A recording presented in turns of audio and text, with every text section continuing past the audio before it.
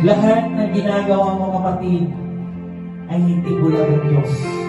Can you close your eyes for the moment? And before natin kantin, I want to share a little pasimlang absent. In Jeremiah 17 verse 10, sabi ni Yahweh, ang sumisayasat sa isip, sumasaliksik sa puso ng tao. Alam ng Diyos, ano yung nilalaman yung puso mo? Kung ginagawa mo ba yung pagtugtog mo, pagkanta mo, para lang sa sarili mo, o ginagawa mo yung pagtugtog mo dahil mahal mo ang Diyos. At kung mahal mo ang Diyos, sabihin mo sa sarili mo. Sabihin mo sa kay Lord right now, Lord, I want to use my talent. A little testimony, mga kapatid. Ang tagal kong pinanalangin ito. Almost, nag-start ako musician 15 years. 15 years na din ako musician, alam mo ang pinsan ko yan. Matagal ako ng musician. Yung sinasiyasat yung puso, alam kasi ni Lord yung desire ng puso mo. Alam niyo po, ang tagal ko din nag-practice. Nag-practice ako ng gitara. Alam mo, pinuus ko din yung time ko nag-practice ng gitara.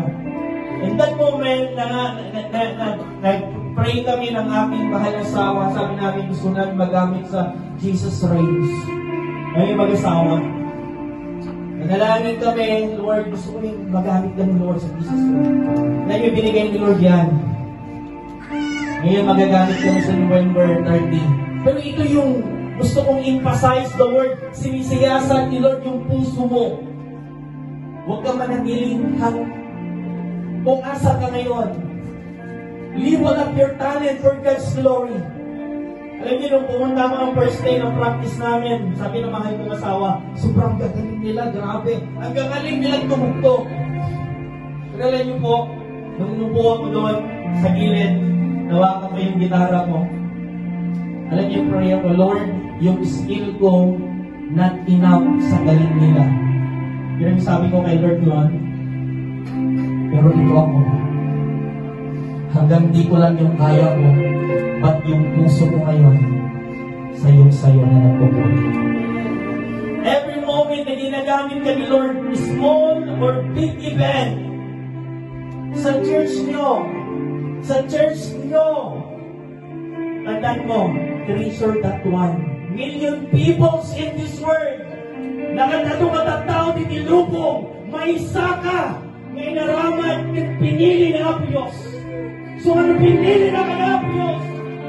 Panindigan mo, yakapin mo, mahalin mo, gamitin mo. At kung ginagamit ko yan, laki ka dapat excited. Sabihin mo sa sarili mo ngayon, raise up your hands to the Lord.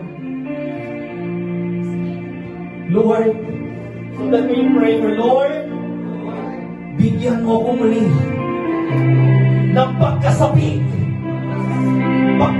na gamitin ang aking talent para lang sa ikaglory ng iyong karayan. Gamitin mo ko higit pa sa aking pinapanalangin. Panginoon, bigyan mo ko ng kasikatan na mag-practice pa sa ikagaganda ng tugtugan ng aking church. Itong aking sabot na namin sa pangalan ni Jesus. Amen. And for the last verse, ang sabi niya yan, at ginagampin pala ko ayon sa kanyang mga ginagawa. May reward. Kapag nagpapakal ka sa Diyos, may reward. Kapag binibigay mo yung buhay mo sa Diyos, may reward, not only finances. Matandaan mo, the heaven, the greatest reward for you. Sabi mo sa katabi mo, sige, tutuloy mo sa katabi mo, last song na to, ibigay mo yung pinaka-the best na. Hinahayaan namin kayong pinaka-last song na to, give your best into the Lord. At higit sa lahat, kapatid, hinahayaan kita, walang bawal dito, huwag mong pasitin sa katabi mo. Hindi ka lumuhod, umiyak, magpuri for the last song to the Lord.